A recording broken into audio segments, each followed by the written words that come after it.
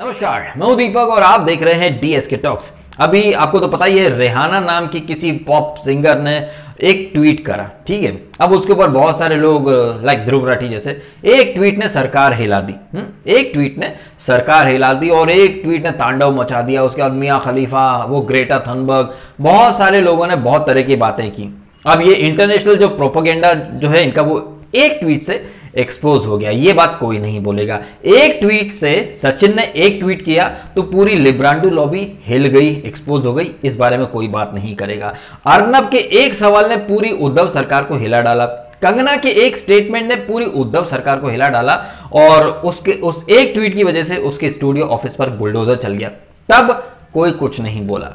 आज social media पर मैंने रवीश बाबू का एक ट्वीट देखा कि बोल की लब आजाद हैं तेरे, बोल की लब आजाद है तेरे, और काफी लंबा एक खर्रा लिखा है। मीडिया अभिव्यक्ति की आजादी को ये मोदी सरकार कटघरे में डाल रही है, जर्नलिस्ट अरेस्ट हो रहे हैं। वाह रवीश बाबू, जब अर्नब अरेस्ट हुआ, कंगना के घर पर बुलडोजर चला, तब कहां गई थी तुम्हारी बोल की लब आजाद है तेरे? हैं राजदीप ने एक ट्वीट करा उसके 9 मिलियन फॉलोअर्स को इंस्टिगेट करने के लिए, भड़काने के लिए। उसके बाद आप कहते हो वो तो गलती है, उसकी गलती की उसको इतनी भीषण सजा नहीं मिलनी चाहिए। बट अगर अर्नब कुछ बोलता है तो फिर वो दंगा भड़काने की, लोगों को इंस्टिगेट करने की बातें हो जाती हैं। वो सुशांत के ऊपर कुछ बोलता है तो वो प्रोपेगेंडा चला रहा है। मतलब बोल की लब आजाद है तेरे, अभिव्यक्ति पर पहरा नहीं होना चाहिए। तो रवीश बाबू ने अपने एक ट्वीट से खुद की हिपोक्रेसी को, खुद की सिलेक्टिव मोरालिटी को, उनके वन साइडेड एजेंडा की पोल खोल के रख दी है। यह रिहाना जिसने एक ट्वीट किया, उसके 18 करोड़ रुपए लिए, और वो लोग रिहाना जैसी विदेशन को हमारे सचिन तेंदुलकर से बड़ा इंडियन मानने लग गए हैं। ऐसे तमाम लोग हैं सोशल मीडिया पे जिन्हें बमुश्किल 2 लोग भी, या हार्डली कोई एक आध फॉलोअर होगा उनका, वो आज सचिन तेंदुलकर की इंडियन होने के ऊपर, उनकी काबिलियत के ऊपर प्रश्न चिन्ह खड़े कर रहे हैं। वो सचिन या वो विराट कोहली जिन्होंने इंटरनेशनल लेवल पर हमारी कंट्री को रिप्रेजेंट किया है, हमें खुश होने के बेइंतहा मौके दिए हैं, पूरी दुनिया में देश का परचम लहराया है। आज सचिन को ऐसे सोशल मीडिया के नए नए कुकुरमुत्तों से सर्टिफिकेट लेना पड़ेगा। सचिन तेंदुलकर ने एक ट्वीट किया, पूरी लिब्रांडो लॉबी के गुर्दे छिल गए। सचिन की फोटो पर स्याही फेंकी जा रही है, पोस्टर जलाए जा रहे हैं, सचिन की तस्वीरों को चप्पलों से कुचला जा रहा है, तो पुतले जलाए जा रहे हैं। क्यों? क्योंकि सचिन ने अपनी अभिव्यक्ति, अपने विचार स्पष्ट रूप से रखे। लेकिन ये जो रवीश बाबू है ना, बोल की लब आजाद है तेरे, अभिव्यक्ति पर पहरा नहीं होना चाहिए। अभिव्यक्ति अगर आपकी इनके मुताबिक है तो आप बहुत अच्छे हो, बट अगर आपने अपने मन की बात रख दी, या आपने जो बाहरी ताकतें हैं उनके प्रोपेगेंडा के खिलाफ इंडिया टुगेदर हैशटैग यूज करके सरकार का समर्थन कर दिया, तो भाई आपकी अभिव्यक्ति नहीं है, आप तो कठपुतली हो। एक्चुअली में जो लोग कठपुतली हैं, चाइना की या पाकिस्तान आईएसआई फंडिंग से जिनकी दुकानें चल रही हैं, उन्हें अपने अलावा सबकी अभिव्यक्ति चुभती है। अगर आप सरकार के सपोर्ट में कुछ बोलेंगे तो आप भक्त कहलाएंगे, लेकिन दूसरों को सर्टिफिकेट देने वाले ढोंगी लोग खुद क्या हैं ये कभी स्वीकार नहीं करते। 2014 के पहले यही जो मीडिया है ये तब भी था, लेकिन तब वो पप्पू मीडिया था। लेकिन 2014 के बाद से गोदी मीडिया पैदा हो गया। लेकिन साथ साथ एक पैरेलल मीडिया भी शुरू हुआ, वो था ढोंगी मीडिया। देखिए, एक पत्रकार का काम होता है तस्वीर की दोनों पहलू रखना, लेकिन हम अक्सर सुनते हैं कि रवीश या जो ध्रुव राठी या पूरा जो लिब्रांडो गैंग है, वो अर्नब को बीजेपी का स्पोक पर्सन कहता है। अगर अर्नब बीजेपी का स्पोक पर्सन है तो फिर आप लोग किसके स्पोक पर्सन हो? ऑपोजिशन के, पाकिस्तान के, चाइना के? ये सवाल उन लोगों से कोई नहीं करता, कोई भी नहीं करता। अगर अर्नब अपने चैनल पर कुछ बोलता है तो वो प्रोपेगेंडा रचता है, बट अगर रवीश बाबू सरकार के खिलाफ कुछ बोलते हैं तो वो अभिव्यक्ति है, उन्हें अपनी बात रखने का पूरा हक है। अगर आपको हक है तो फिर अर्नब को, कंगना को या बाकी लोगों को हक क्यों नहीं है? ये सवाल उन लोगों से कोई नहीं पूछता। हालांकि मैं अच्छे से जानता हूं कि जो बात मैं कह रहा हूं, उस पॉइंट को, उस बात को कोई भी नहीं समझेगा।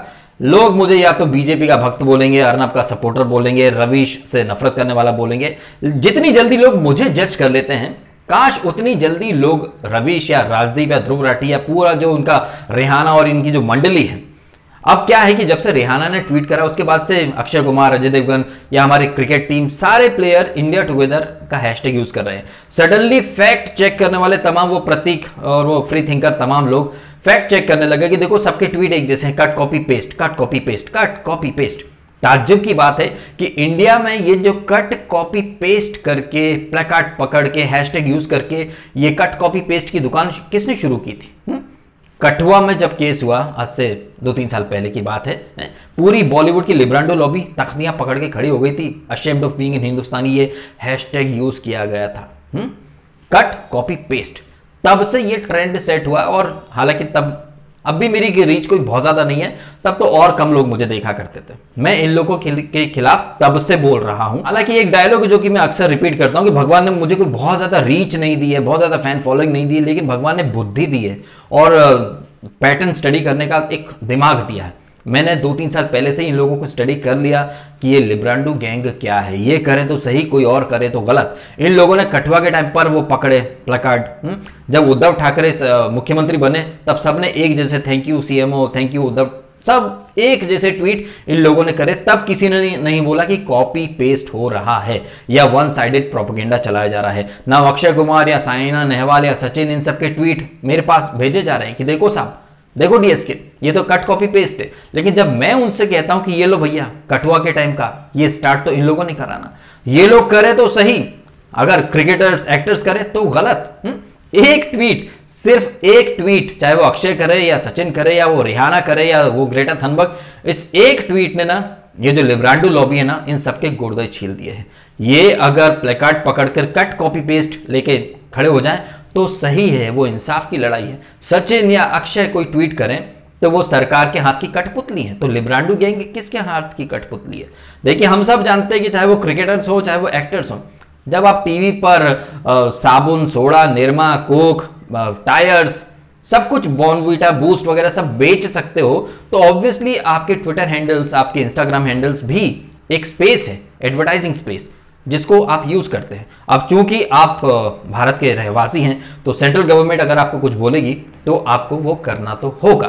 ठीक उसी तरह जैसे ये लिब्रांडो लॉबी जो कल तक शिवसेना जब बीजेपी के साथ थी तो शिवसेना को गुंडा पार्टी बोलते थे, सडनली शिवसेना अलग हुई, कांग्रेस के साथ जब युति बनाई तो सारी लिब्रांडो लॉबी को कल तक गुंडा लगने वाली शिवसेना अच्छी पार्टी लगने लग गई और उद्धव ठाकरे के लिए बहुत एक जैसे ट्वीट किए। तब कोई नहीं बोला कि कॉपी पेस्ट हो रहा है, तब नहीं बोला। ये सिलेक्टिव है इन लोगों का। अगर आप इनके सपोर्ट में बोलते हो तो आपको फ्रीडम ऑफ स्पीच है, अगर आप इनके खिलाफ बोलते हो, इनके एजेंडा को एक्सपोज करते हो या आप इनकी हाँ में हाँ नहीं मिलाते हो तो आप किसान विरोधी हो, आप संविधान विरोधी हो, आप मोदी भक्त हो, आप ये हो, आप वो हो।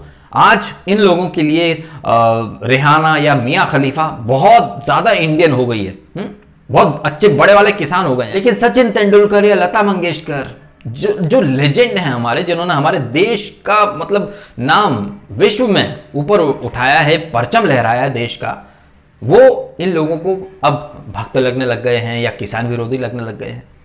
बात किसान विरोध की या फिर उसकी नहीं है, बात है प्रोपेगेंडा में न आने की, बात है लोगों को अवेयर करने की कि आप ये जो फॉरेन फंडिंग से जो ये जो प्रोटेस्ट हो रहा है, यहाँ जो दंगा फसाद करने की साजिशें हैं, देश को बदनाम करने की साजिशें हैं, अब ये बात किसी से छुपी है नहीं। एक तरफ हम दुनिया में कोरोना वैक्सीन भेज रहे हैं और हमारी जो इकोनॉमी है लॉकडाउन के बाद से वो खस्ता हालती, धीरे धीरे हम कुछ अच्छा करना चाहते हैं, तो हमारा देश कुछ अच्छा ना करे, देश की छवि खराब कैसे की जाए, इसलिए इंटरनेशनल फंडिंग, वो धालीवाल जो है वो खालिस्तानी जिसने ये पोएटिक जस्टिस के नाम से ऑर्गेनाइजेशन बनाया, पूरी टूल किट भेजी तमाम को और उसने प्रॉपरली लिखकर भेजा कि किस किस मीडिया हाउस को टैग करना है, जिसमें सो कॉल्ड फैक्ट चेकर भी है, वो प्रतीक जो दुनिया के लिए फैक्ट चेक करता है और टेररिस्ट होते हैं या जो फॉरेन फंडिंग से जो लोग काम करते हैं उन्हें क्लीन चिट देता है, उसका भी नाम था। तो जाहिर तौर पर खुद की पोल खुल रही है तो फिर वो देखो अक्षय कुमार के ट्वीट या साइना नेहवाल के ट्वीट या देखो सब कॉपी पेस्ट कर रहे हैं, देखो सब सरकार के हाथों बिक चुके हैं। अगर ये लोग सरकार के हाथों बिक चुके तो तुम किसके हाथों बिक चुके हो? है तुम तो खालिस्तानी ग्रुप के हाथों बिक चुके हो, तुम्हारा तो नाम था उसमें। तो आपके सामने तस्वीर का ये जो पहलू है ये ध्रुव राठी कभी नहीं लाएगा क्योंकि वो खुद उस लॉबी का हिस्सा है। आपको केजरीवाल की एक क्लिप सुनाता हूं, आप पहले वो क्लिप सुनिए। मैं किसी भी हद तक जाने को तैयार हूं मोदी और अमित शाह को हराने के लिए। आज अगर मेरे को ये लगता ना कि भाई कांग्रेस जीत जाएगी, 7 सीटें हम कांग्रेस को दे देते, भाई तुम लड़ लो, हम नहीं लड़ते। ये जो क्लिप है ये अपने आप में साबित करती है कि मोदी अमित शाह को तख्त से हटाने के लिए केजरीवाल किसी भी हद तक जाएगा, कुछ भी करेगा, फिर वो भले ही दिल्ली में दंगा कराना हो या फिर देश में माहौल खराब करना हो। जब आप आमने सामने की लड़ाई में नहीं जीत पा रहे हो तो आप छल कपट करोगे, लोगों को भड़काओगे, इंस्टिगेट कराओगे, आप एजेंडा चलाओगे। और अगर आपके तलवा चाटने वाले पत्रकार जो कि ब्लंडर्स करते हैं, उनकी पोल खुलती है, अरेस्ट होते हैं, तो अभिव्यक्ति खतरे में आ गई है, अभिव्यक्ति की आज़ादी खतरे में है। बट अगर अर्नब कुछ बोलता है और उसके ऊपर अरेस्ट होता है, उसे 3rd डिग्री टॉर्चर दिया जाता है, उसकी पूरी फैमिली पर कोर्ट केसेस होते हैं, अटैक होता है, तो आप उसे ड्रामा बोलते हो। कंगना का घर जब टूटता है तो उसको आप नौटंकी बोलते हो। उसके बाद फिर आप बोल देते हो कि आप तो न्यूट्रल जर्नलिस्ट हो, आप तो पत्रकारिता के मसीहा हो, अभी बड़ी विडंबना है, ये है वो है। और लोग आपकी अंधी बातों में आते हैं, आपके वन साइडेड एजेंडा को न्यूट्रल एजेंडा समझते हैं। और बात में आकर जीडीपी, जिन्हें जीडीपी का फुल फॉर्म नहीं पता, वो लोग आके जीडीपी पर ज्ञान देने लगते हैं। वो ये भूल जाते हैं कि ये जो सो कॉल्ड पत्रकार हैं, एक पत्रकार का काम होता है सरकार की बुराई करना और अच्छाई भी करना, जहां पर सरकार अच्छी हो। ये रवीश बाबू ने बहुत वीडियो डाले थे लॉकडाउन के ड्यूरेशन में कि मजदूर सड़क पर पैदल चल रहा है, डालना भी था, मजदूरों की परेशानियां हाईलाइट करनी भी थी। लेकिन आज क्यों चुप हो? जब गाजीपुर बॉर्डर पे या सिंगू बॉर्डर पे तमाम लाव लश्कर के साथ ये जब मजदूर, ये सॉरी जो सो कॉल्ड किसान डटे हुए हैं, तब आप क्यों नहीं बोल रहे हो कि लोगों को आने जाने में दिक्कत हो रही है? जो दिहाड़ी मजदूर जो आवन जावन करते थे, अब उन्हें काफ़ी लंबे रास्ते से आना पड़ रहा है, दंगा फसाद हो सकता है। जो लोकल जो छोटे मोटे दुकानदार हैं, उन सबकी दुकानदारी बंद हो गई है। ये जो अभी उत्पात मचा है 26 जनवरी में, कई लोगों के नुकसान हुए हैं। कई मजदूर जो आया करते थे दिहाड़ी के लिए काम मांगने, अब वो मजदूर भूखा मर रहा है। अब कहीं कुछ आवाज़ नहीं है, क्योंकि ये जो एजेंडा चल रहा है, ये एजेंडा इनकी स्कीम के अकॉर्डिंग है, इनकी प्लानिंग के अकॉर्डिंग है, देश की छवि खराब कैसे की जाए। अब ना इन्हें गरीब की फिक्र है, ना मजदूर की फिक्र है तो सिर्फ किसान। मुझे समझ में नहीं आ रहा कि अगर सारे किसान या गाजीपुर बॉर्डर पे या दिल्ली में आके बैठे हुए हैं, तो अभी यार टाइम आने वाला है गेहूं कटाई का, सरसों की कटाई का। आई थिंक कहीं कहीं तो शुरू होने वाली भी होगी, फसल पक चुकी है। तो अगर किसान यहाँ पर है तो फिर फसल कौन पका रहा, उनमें पानी कौन दे रहा था, खाद वगैरह कौन डाल रहा था? गेहूं पक गए होंगे या फिर पकने वाले होंगे, कटाई कौन करेगा? अगर किसान यहाँ पर है तो कोई भी किसान अपने पेट पर लात नहीं मारेगा ना। किसान अन्नदाता होता है, लेकिन क्या किसान फ्री में अन्न दे देता है क्या लोगों को कि लो भैया 50 बोरे तुम रख लो, 100 बोरे तुम रख लो? किसान अगर अन्न उगाता तो वो भी तो धन कमाने के लिए, तो उसके बीवी बच्चे फैमिली अच्छे से हो, बच्चे पढ़ लिख जाएं। कोई भी किसान अपने पेट पर लात नहीं मारेगा ना।